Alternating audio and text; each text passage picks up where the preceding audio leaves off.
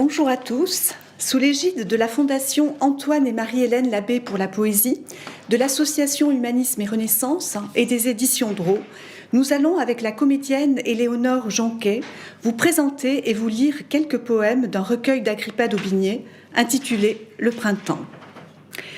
Alors, je suis Véronique Ferrer, professeure de littérature française à l'Université Paris-Nanterre, spécialiste, entre autres, d'Agrippa d'Aubigné. J'ai notamment édité Le Printemps en 2019 chez Drault et publié en 2022 chez le même éditeur un essai intitulé « L'amoureuse rage, Agrippa d'Aubigné, poète profane ». Quelques mots d'abord sur la vie et la personnalité exceptionnelle d'Agrippa d'Aubigné, né le 8 février 1552, près de Pons en Saintonge, et mort le siècle suivant, le 9 mai 1630, à Genève. D'Aubigné vécut jusqu'à l'âge de 78 ans, si bien qu'il traversa les règnes d'Henri II, François II, Charles IX, Henri III, Henri IV et Louis XIII.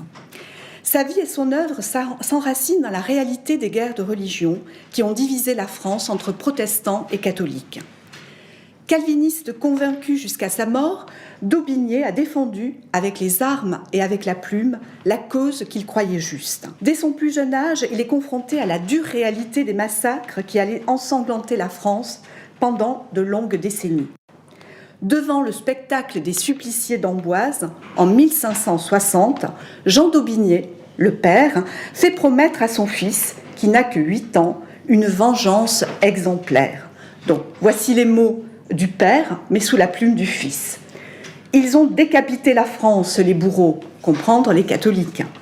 Mon enfant, il ne faut pas que ta tête soit épargnée après la mienne pour venger ces chefs pleins d'honneur. Si tu t'y épargnes, tu auras ma malédiction. Le poète soldat vécut sur la fidélité de ce serment dont il se fit un devoir.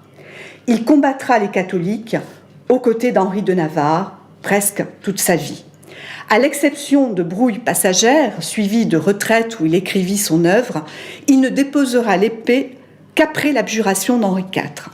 Provisoirement cependant, puisqu'il reprendra les armes en 1620 et participera au soulèvement des Grands contre Louis XIII. Condamné par le roi, il sera contraint de fuir à Genève où il s'installera définitivement et où il mourra en 1630.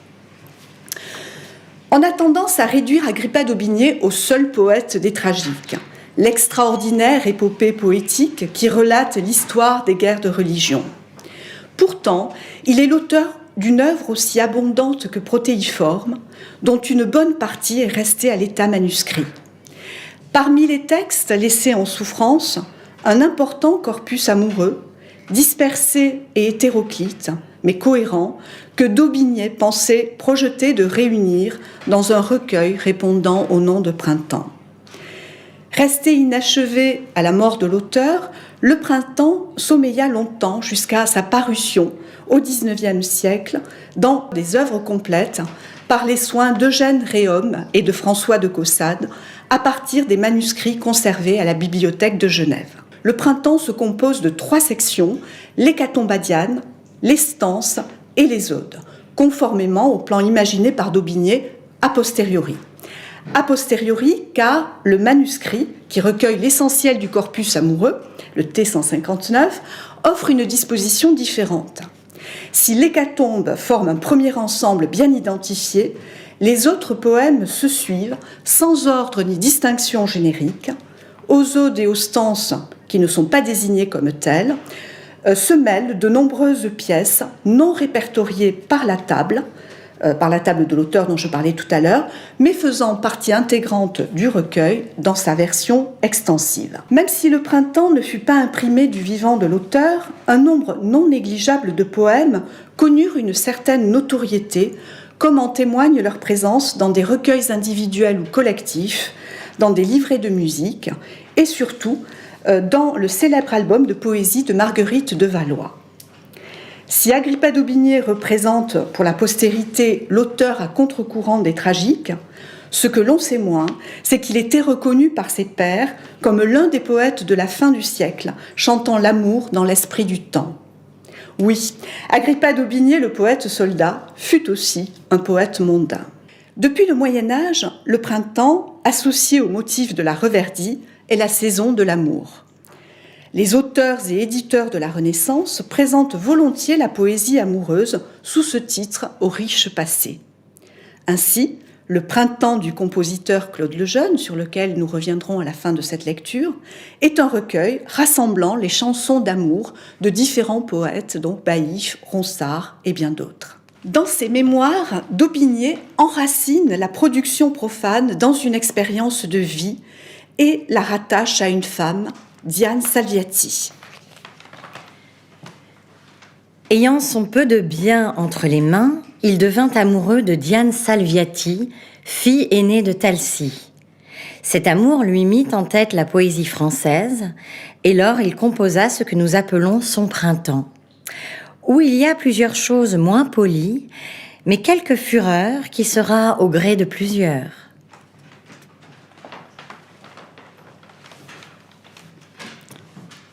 Le poète situe son histoire amoureuse avec Diane entre 1571 et 1573. De cet épisode biographique, nous ne savons que ce que son auteur veut bien nous en dire dans ses mémoires et dans son œuvre poétique. Après la paix de Saint-Germain en 1570, qui signe la fin de la Troisième Guerre de religion, le soldat démobilisé se retire dans ses terres, dans la Beauce, et profite de cette accalmie pour se livrer à l'amour avec la fille de ses voisins, les Salviati, demeurant au château de Talcy. Le père de Diane, Jean Salviati, apparenté aux Médicis, était surintendant de la maison de la duchesse de Lorraine. C'est dire si la fréquentation de cette noble demeure, certes catholique, et de son hôtesse pouvait représenter un moyen d'ascension sociale pour le jeune guerrier orphelin, tout en lui donnant l'occasion de s'illustrer dans la poésie amoureuse de son temps. Et ce n'est pas le moindre des mérites de Diane que d'être la nièce de la Cassandre de Ronsard. Elle donne au jeune poète l'occasion d'éprouver son talent auprès du maître vénéré, de rivaliser avec lui, comme le montre le sonnet 5 de l'Hécatombe à Diane. Ronsard, si tu as su par tout le monde épandre l'amitié, la douceur, les grâces, la fierté, les faveurs, les ennuis, l'aise et la cruauté, et les chastes amours de toi et ta Cassandre, je ne veux à l'envie pour sa nièce entreprendre d'en rechanter autant comme tu as chanté, mais je veux comparer à beauté la beauté, et mes feux à tes feux, et ma cendre à ta cendre. Je sais que je ne puis dire si doctement, je quitte de savoir, je brave d'arguments, qui de l'écrit augmente ou affaiblit la grâce. Je serre l'aube qui naît, toi le soir mutiné, lorsque de l'océan l'adultère obstiné jamais ne veut tourner à l'Orient sa face.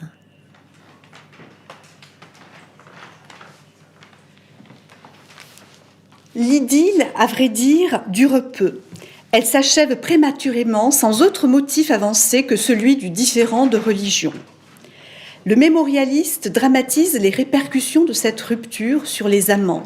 Je cite d'Aubigné, « Le déplaisir d'Aubigné fut tel qu'il en tomba en une maladie si extrême qu'il fut visité de plusieurs médecins de Paris. » Diane, de son côté, aurait sombré dans une profonde mélancolie jusqu'à sa mort. Un petit nombre de sonnets font allusion à des moments amoureux, pour ainsi dire suspendus. Nous retiendrons le sonnet 31, où les amants gravent leur nom sur l'écorce d'un arbre du jardin de Talcy.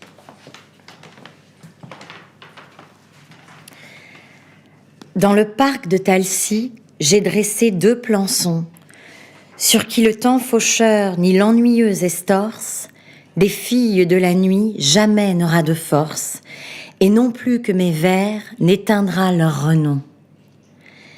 J'ai engravé dessus 2 chiffres nourrissons, d'une ferme union qui avec leur écorce prend croissance et vigueur, et avec eux s'efforce d'accroître l'amitié comme croissent les noms. Croissez, arbres heureux, arbres en qui j'ai mis Ces noms et mon serment et mon amour promis. Auprès de mon serment, je mets cette prière. Vous, nymphes qui mouillez leurs pieds si doucement, accroissez ces rameaux comme croît ma misère. Faites croître ces noms ainsi que mon tourment.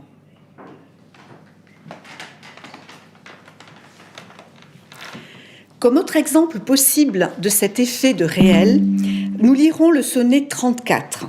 Construit autour du loup de satin noir, il ancre le désir amoureux dans une réalité mondaine où Diane n'est peut-être pas celle que l'on croit.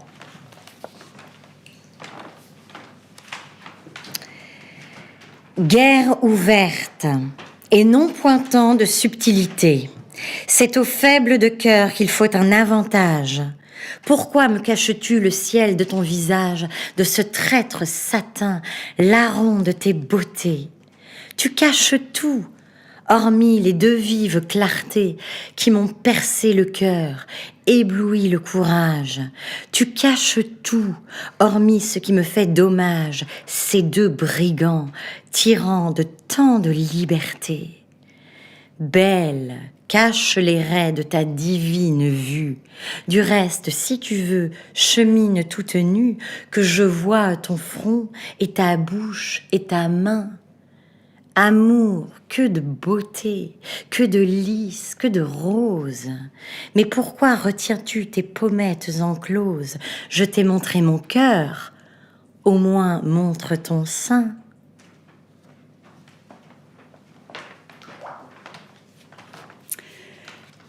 Parmi ces évocations amoureuses, il faut mentionner le sonnet 19, l'Ode 9 et les stances 13, 3 poèmes réunis dans le manuscrit qui font référence à l'union amoureuse des amants, sans que l'on puisse affirmer pour autant s'il s'agit d'un souvenir vécu ou fantasmé. Éléonore lira dans un premier temps l'Ode 9, puis les stances 13.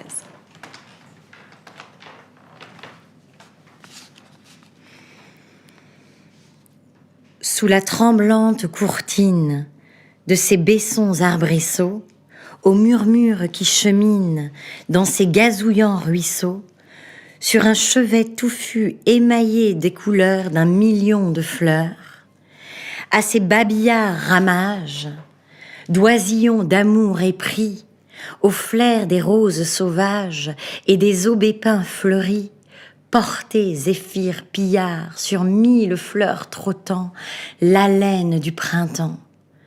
Ô doux repos de mes peines, bras d'ivoire potelés, ô beaux yeux, claires fontaines, qui de plaisir ruisselaient, ô girons, doux supports, beaux chevets émaillés, à mon chef travaillé.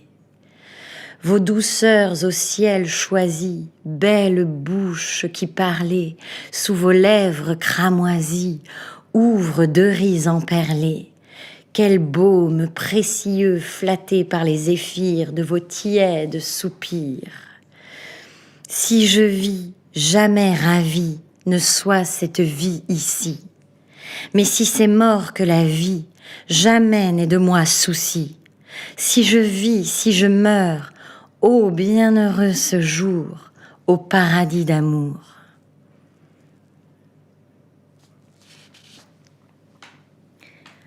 À l'éclair violent de ta face divine, n'étant comme mortelle, ta céleste beauté me fit goûter la morte et la ruine, pour de nouveau venir à l'immortalité.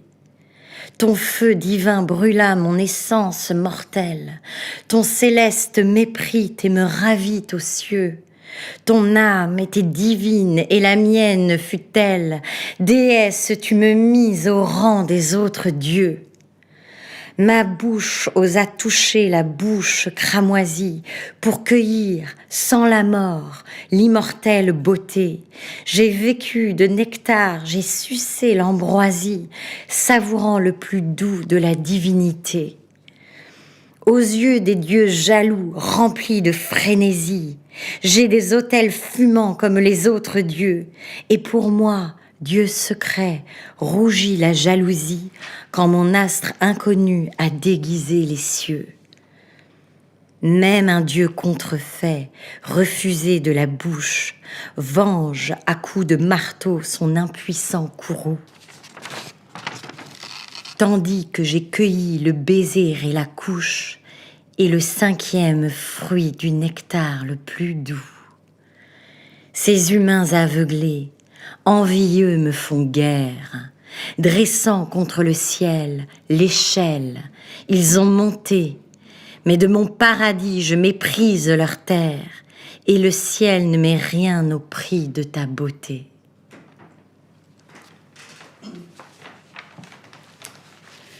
Mais s'agit-il encore de Diane ? C'est une question qu'on peut se poser. Même si Diane est encore nommée dans certaines stances et odes, elle n'apparaît plus comme la figure structurante du recueil. D'autres figures féminines rencontrées dans l'entremonde parisien ou navarrais viennent chatouiller la plume du poète. Pourtant, Diane semble garder une place privilégiée dans le cœur de l'amant, ou plutôt sous la plume du poète qui aime à se peindre un amant immortel d'une constance exemplaire, malgré ses mariages successifs avec Suzanne de Lezay, puis avec René Burlamaqui. Agrippa d'Aubigné persiste à célébrer la châtelaine de Talcy jusqu'à susciter la jalousie de sa première femme, si l'on en croit ce sonnet du manuscrit 159. Suzanne m'écoutait soupirer pour Diane, et troublée de sanglots ma paisible minuit.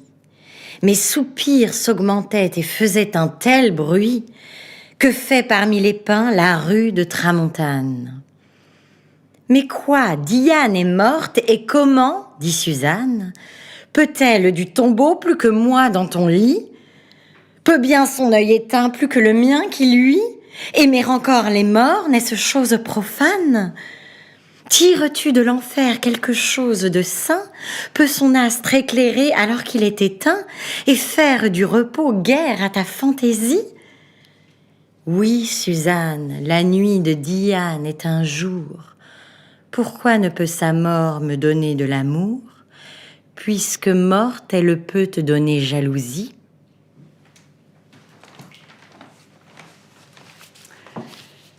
Quoi qu'en dise d'Aubigné, Diane se confond avec la figure paradigmatique de l'amante que le poète a littérairement reconstituée. Comme Cassandre, elle perd son identité propre pour prendre rang parmi ces femmes idéales célébrées par la littérature amoureuse.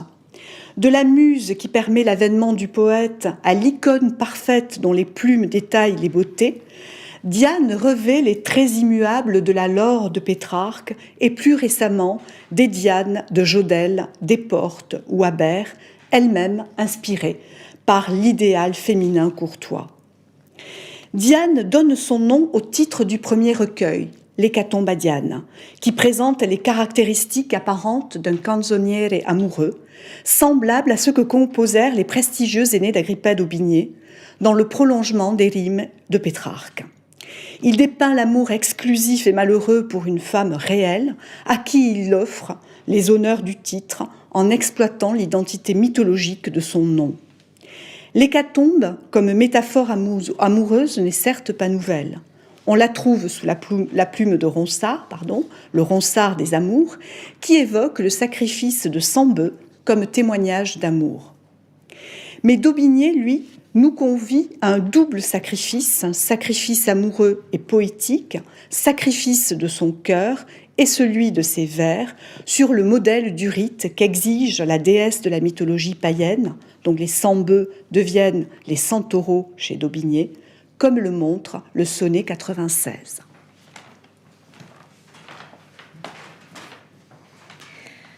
Je brûle avec mon âme et mon sang rougissant, 100 amoureux sonnets donnés pour mon martyr, si peu de mes langueurs qu'il m'est permis d'écrire, soupirant une hécate et mon mal gémissant.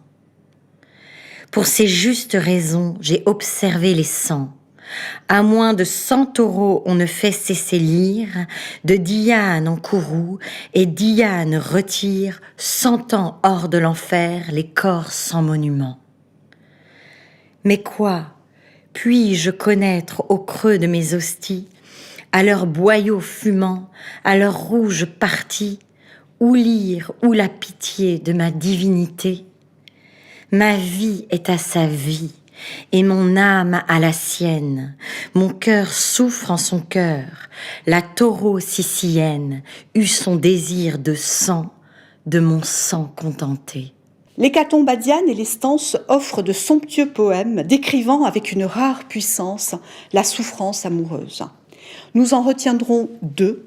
Le premier, aux accents pétrarchiens, évoque les affres du souvenir. C'est le sonnet 58 de l'hécatombe badiane.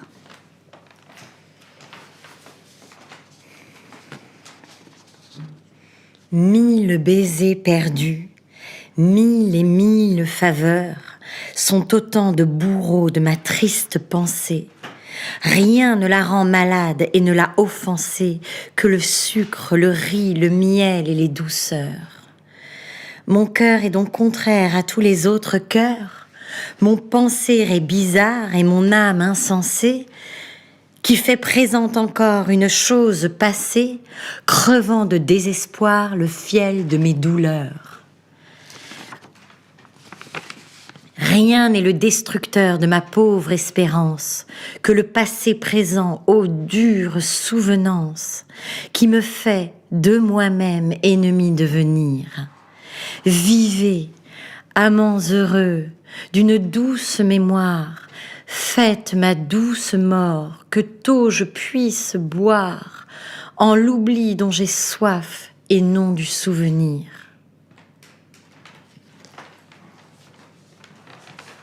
Le deuxième sonnet que nous avons retenu, le sonnet 75, évoque aussi le thème du souvenir en insistant sur la déchirure de l'absence.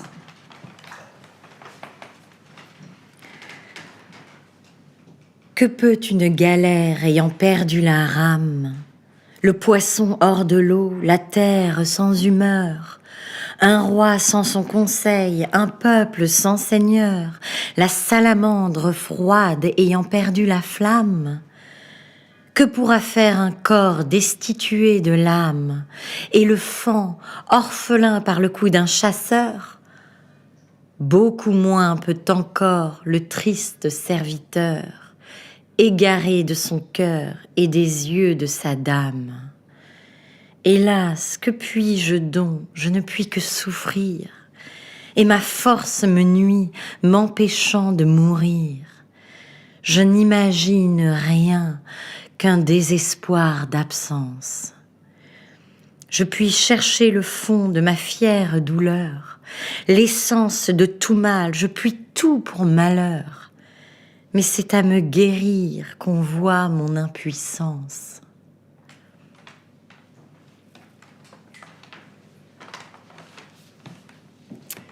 Daubigné se plaît à donner une organicité à sa souffrance psychologique, inspirée de son expérience de soldat. La violence de l'histoire s'immisce dans la littérature amoureuse pour redonner du sens aux images conventionnelles de la souffrance. Si certains poèmes du printemps sont marqués aux chiffres du sang et de la mort, c'est qu'ils s'élaborent dans le contexte désolant des guerres et des massacres. Voici deux extraits des stances 6 d'abord, puis des stances 2.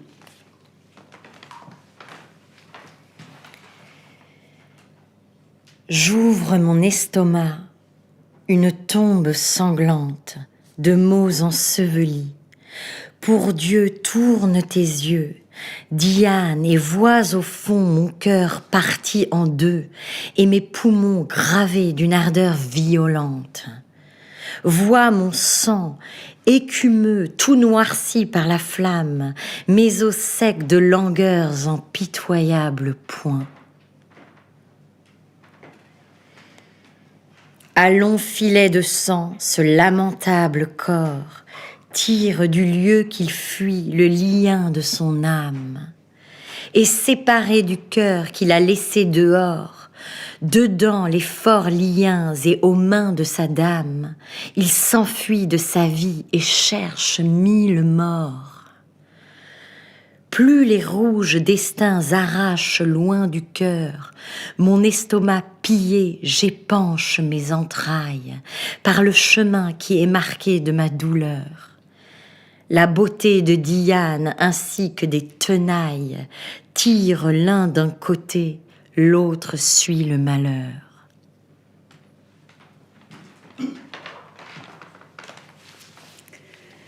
Daubigné transforme le motif du cœur arraché dans le sens d'un réalisme physiologique et d'une dramatisation pathétique qui fait fond sur une réalité historique qu'il connaît bien.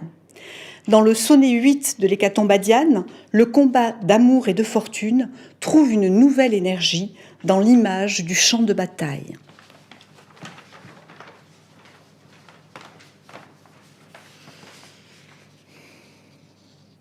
Je suis le champ sanglant où la fureur hostile vomit le meurtre rouge et la scythique horreur qui saccage le sang, richesse de mon cœur, et en se débattant font leur terre stérile.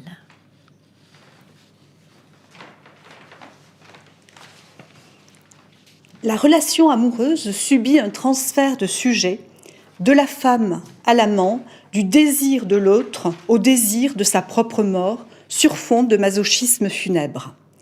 Certains poèmes représentent l'histoire amoureuse comme une tragédie macabre et sanglante, où le corps souffrant de l'amant joue le premier rôle. Elle s'appuie sur une scénographie organique et violente que lui inspire la tragédie de Sénèque, fort en vogue à la fin du XVIe. À son imitation, les stances, tout particulièrement, font coexister des passions contradictoires et réversibles. L'amour se change en fureur, l'adoration en haine, la louange en imprécation. Ainsi les stances 14, dont nous lirons un extrait.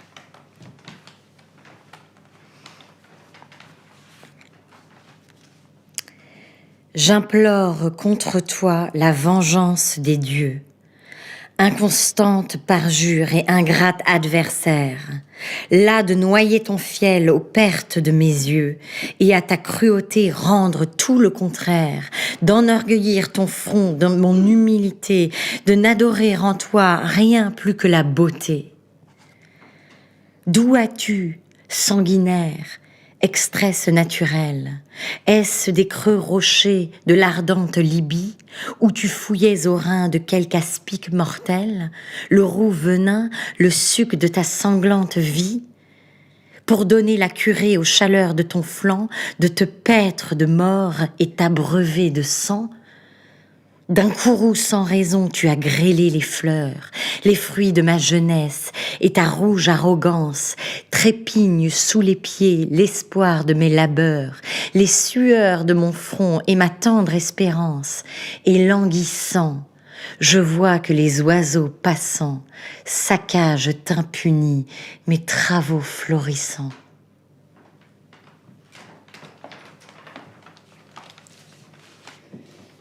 Comme les poètes de son temps, mais dans des proportions plus spectaculaires, Daubigné exploite les ressorts pathologiques de la mélancolie furieuse jusqu'au désespoir convulsif, qui suscite chez l'amant des pulsions de suicide, de meurtre et de destruction, un désespoir qui menace en somme son identité. Encore ne faut-il pas minimiser la part de jeu littéraire que recèle cette expression exacerbée du désespoir.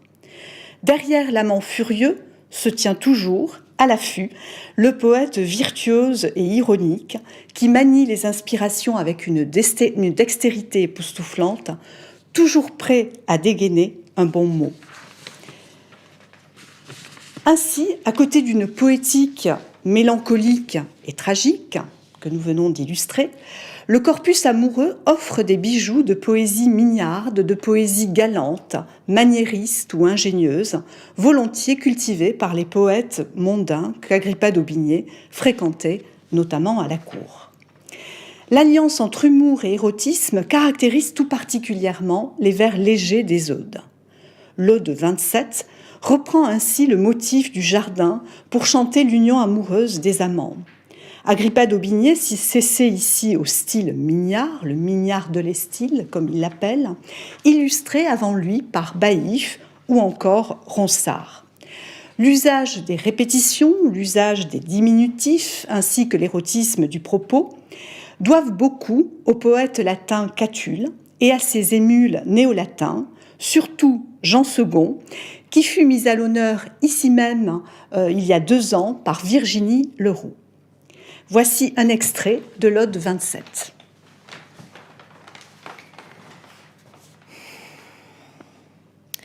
Mignonne, venez chanter, race du grand Jupiter, et d'un mignard de l'estil, louons mon jardin fertile, mon fertile jardinet, de mes pleurs le cabinet, qui tous les matins apporte appétit de toutes sortes, et qui ne peut dénier ses fruits à mon jardinier. Là, la vigne, l'épousée de l'ormeau le fait courber, et du soleil détourné, vient la chaleur de sa branche. L'ormeau sous elle se penche, et s'accolant de leurs bras, font 100 000 amoureux là.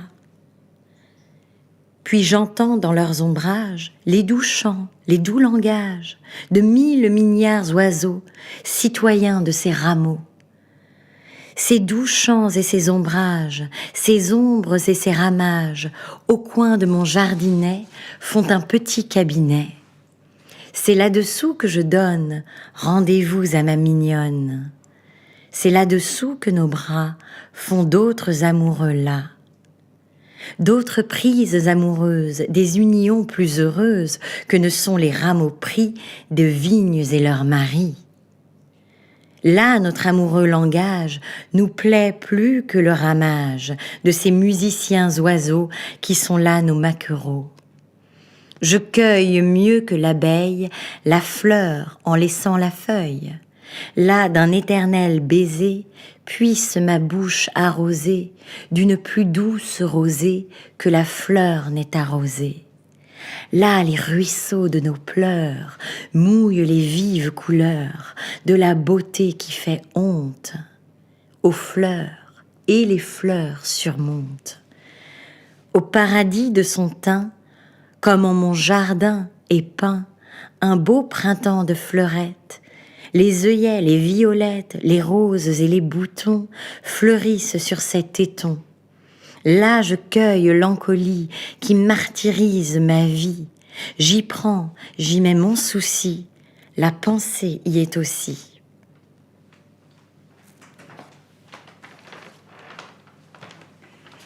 Alors, l'Ode 30, que nous allons lire à présent, s'inscrit aussi dans la veine érotique du lyrisme amoureux, avec le motif de la mouche.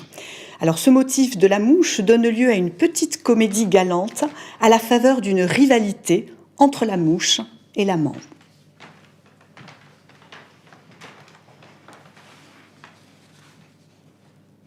Les cieux donc et les déités, tout ce qui naît des éléments, feront-ils croître mes tourments comme ils accroissent vos beautés? Voyez-vous cette mouche noire qui croît en approchant toujours son ébène de votre ivoire et vos beautés et mes amours? Sitôt que votre blanche main la déchasse de votre front, elle s'enlève et puis se fond tout aussitôt sur votre sein. C'est votre indicible puissance qui hare l'insensible et le point, donnant l'âme et la connaissance même aux choses qui n'en ont point. Ainsi vos beaux traits s'accroissant vous feront suivre puis après aux monts, aux rocs et aux forêts, aux flots et aux vents frémissants. Mais voyez-vous encore la mouche qui, m'embrasant pour son plaisir, s'est reposée sur votre bouche, donnant jalousie et désir? Ah, ma Diane, je me plains de ce que trop vous supportez. Vous punissez mes privautés de vos mains. Et où sont ces mains? Pourquoi ne brûlez-vous son aile, si ce n'est que vous aimez mieux ce feu-là pour moi que pour elle, ce feu brûlant de vos beaux yeux? Je crois que voyant arriver le froid qui lui donne la mort, elle pense bâtir un fort sur votre sein pour son hiver. Pour Dieu, chassez-la, ma mignonne. Pour Dieu, mignonne, chassez-la, ou je meurs si on ne me donne autant de crédit que cela.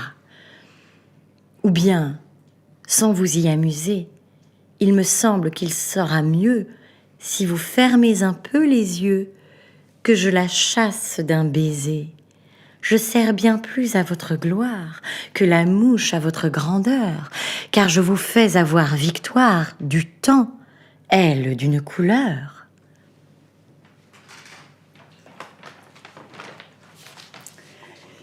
Le printemps laisse une place importante au rire du poète, oscillant entre humour et ironie, fantaisie et satire, badinage et sarcasme. Dans le sonnet 52 de l'Hécatombe badiane, il se donne ainsi le premier rôle d'une petite farce. Les paroles rapportées, la description réaliste, la rhétorique de l'insulte et le coup de pied marquent le poème d'amour au sceau de la comédie, tout en activant un discours satirique contre les astrologues.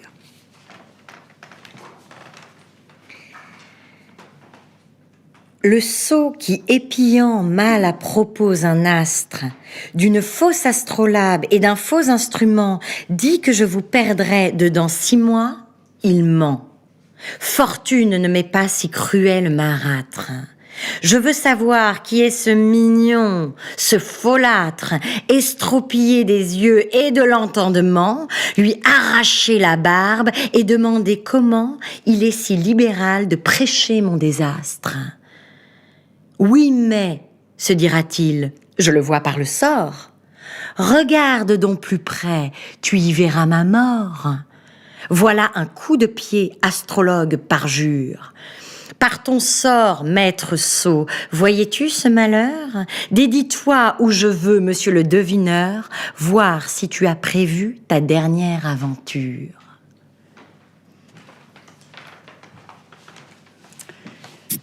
C'est dans les Odes, puis dans les poèmes épars du manuscrit T159 que Daubigné expérimente ses talents variés de satiriste, dont on montrera 2 exemples. Le premier, l'Ode 24 d'abord, qui met en regard 2 femmes, la jeune amie et la vieille hideuse. Cette ode propose ainsi en diptyque un blason et un contre-blason du corps féminin, dont le deuxième constitue bien sûr une parodie du premier, suivant le modèle marotique. Le poème se plaît à mêler les genres, suivant la femme décrite, la poésie mignarde lorsqu'est évoquée la jeune amie, et la poésie satirique, voire grivoise, pour les vers consacrés à la vieille femme.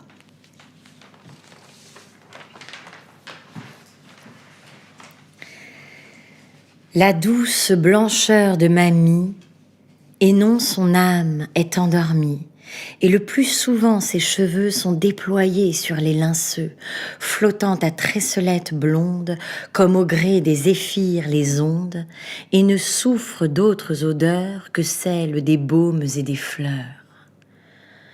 L'autre a la perruque teigneuse d'une haquenée farcineuse, un combat dessus et dessous de punaises avec les poux, tout grouille et tout cela s'assemble et tout ce gros amas ressemble au poil d'un vieux barbet crotté, aux fruits d'un serpent avorté.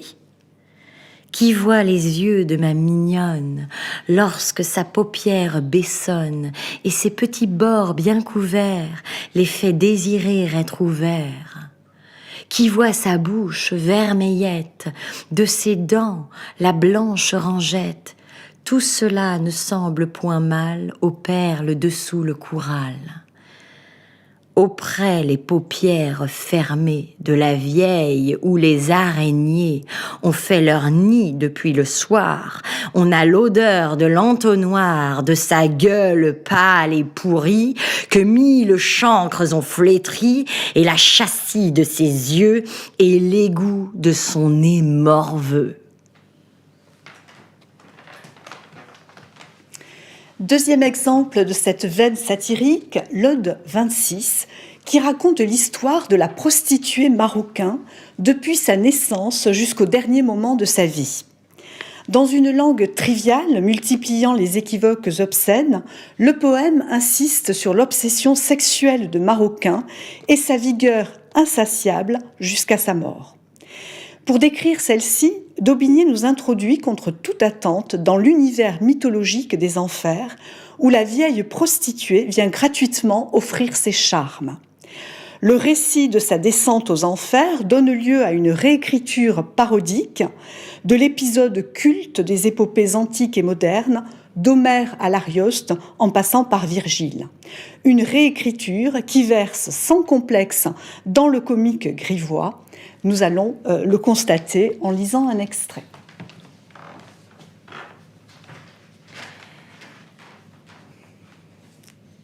Maroquin, pour te faire vivre, j'avais entassé un gros livre, envenimé d'un gros discours, de tes chaleurs, de tes amours, et par tes âges impudiques, arrangé tes fureurs saphiques.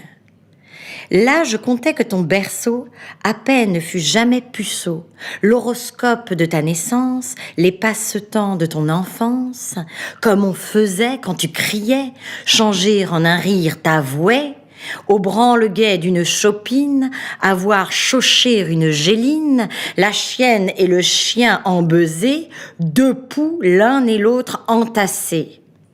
Jamais tu n'étais réjoui qu'en contemplant ta vilainie, une canne sous un canard, une oie envasée d'un jar. Enfin, je fis dire à mes vers ta brave descente aux enfers, que tu voulus payer la barque comme d'une lettre de marque en offrant ton cas à Caron. Mais lui, du plat d'un aviron, te bailla tel coup sur la fesse qu'il te jeta hors de la presse. Puis alors, tout l'enfer qui vouait qu'une grande putain arrivait, court en gros, chacun se dépêche comme à la marchandise fraîche. Tout l'enfer sur toi fut lassé, tout fut recru, tout harassé, et tout à la fin de la danse fut boire au fleuve d'oubliance. Car au combat réitéré, chacun se sentit altéré, et chacun perdit la mémoire. Hormis Maroquin qui, pour boire, ne pouvait son train oublier. Mais Rhadamante la fit noyer, Maroquin fut demi-noyé, avant sa chaleur oubliée. Il y a 1000 autres discours de tes sales chaudes amours. J'y ai imité l'Énéide, les nommant maroquinéide.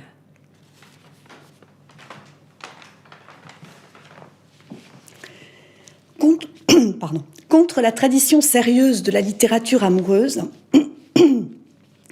l'Ode 26 dégrade l'amour, réduit à un commerce sexuel et propose une représentation réaliste, comique et misogyne de la femme. La parodie épique et la fantaisie mythologique intensifient l'humour insolent d'un poète prêt à expérimenter tous les langages de l'amour, y compris les plus improbables, pour prouver sa virtuosité indiscutable. Mais ces dissonances poétiques sont aussi à lire comme une provocation. Au fil du corpus amoureux du printemps, où s'immiscent quelques pièces réflexives sur la poésie et sur le métier de poète, Daubigné dresse l'image d'un poète rebelle et marginal. Dans l'Ode 14, qui cultive l'insolence à plein, il met en scène un poète insomniaque, improvisant au saut du lit une odelette lyrique. Il élabore ainsi un contre-modèle ironique du poète humaniste, contre-modèle fondé sur la spontanéité et la libre imagination.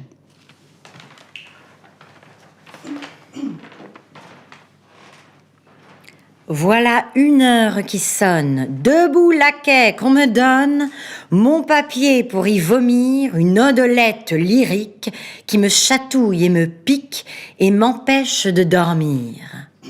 Pendant que Ronsard le père renouvelle notre mère et que main chère nourrisson des filles de la mémoire sur le temps dresse sa gloire, je barbouille à ma façon.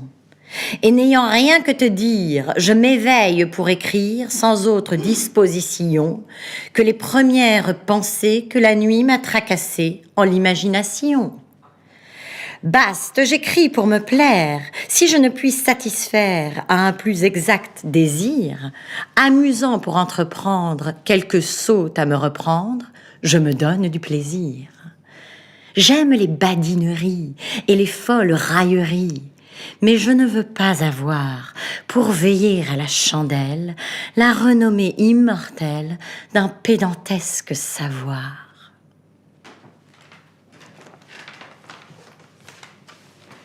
L'indépendance revendiquée s'exprime à travers une créativité débordante, une audace lyrique, un rapport insolent au modèle. Dans ses méandres et ses détours, le grand recueil profane dessine en pointillé l'itinéraire d'un poète, de l'inspiration amoureuse à la mode néo-pétrarchiste du temps, jusqu'à la veine folâtre et satirique. L'auteur mondain que d'Aubigné fut dans ces années 1570 s'est changé au fil du temps en poète libre, conscient de sa différence et de son talent hors pair. Le corpus profane permet d'embrasser en somme la lente maturation d'une identité poétique, de l'imitation à la contestation, avant l'affirmation d'un style à rebours, dont les tragiques donneront la pleine mesure. Alors nous allons finir cette lecture en musique avec un autre printemps, celui de Claude Lejeune dont je vous parlais au début, ce recueil qui rassemble des poésies d'amour mises en musique au XVIe siècle. Je vous propose d'écouter la première chanson, la première poésie, qui présente la particularité d'être mesurée à l'antique, suivant le système des voyelles longues et brèves, comme dans la poésie gréco-latine. Alors c'est une expérimentation poétique à laquelle s'est livré Agrippa d'Aubigné, mais surtout dans sa poésie religieuse, à peine dans ses pièces amoureuses. La chanson que nous allons écouter s'intitule, ou plutôt commence ainsi, « Revoici venir du printemps, l'amoureuse et belle saison », dans l'enregistrement de l'ensemble Douce Mémoire, dirigé par Denis Raison d'Adre en 2017. Revoici venir du printemps, l'amoureuse et belle saison. Revoici venir du printemps, l'amoureuse et belle saison. Le courant des eaux recherche le canal d'été éclairci. La mer calme de ses flots amollit le triste courroux. Le canal s'égaie, se plonge et se lave baigne dans l'eau. Et la pluie qui fourche son vol retraverse les embats. Revoici venir du printemps, l'amoureuse et belle saison. Revoici venir du printemps, l'amoureuse et belle saison. Le soleil éclaire l'horizon d'une plus sereine clarté. Du nuage l'ombre s'enfuit et ce jour écoute et loin et forêts et champs et cours d'eau. Le labeur humain reverdit et la plaine découvre ses vues. Revoici venir du printemps, amoureuse et belle saison. Revoici venir du printemps, amoureuse et belle saison. De Vénus, de fille culminant l'univers semant de ses traits. De sa flamme va réchauffer animaux qui volent dans l'air, animaux qui rampent aux champs, animaux qui nagent aux eaux. Ceux qui m'aiment ne ressentent pas, amoureux se font de plaisir.